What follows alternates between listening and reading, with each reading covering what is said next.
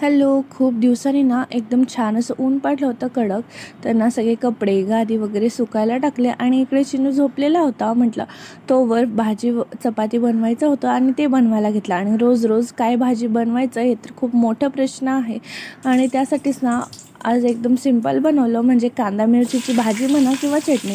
त्याच्यासाठी ना कांदा आणि मिरची असे उभे उभे कापून घेतले आणि तेलामध्ये ना जिरे, मोहरी, कढीपत्ता टाकून ना मग मिरची टाकून थोडंसं फ्राय होऊ दिलं. आणि नंतर त्यात सर्व कांदा टाकून ना मग मिक्स करून थोडंसं वाफेवर ठेवला. आणि नंतर त्याच्यामध्ये मीठ आणि हळद टाकून परत एकदा छान मिक्स करून घेतलं आणि चांगलं त्याला शिजवून घेतलं. आणि मग एकदम शेवटी शेंगाचं कूट टाकून त्याला छान मिक्स करून घेतलं आणि एक वाफ काढून घेतली आणि झालं आपलं इकडे भाजी रेडी.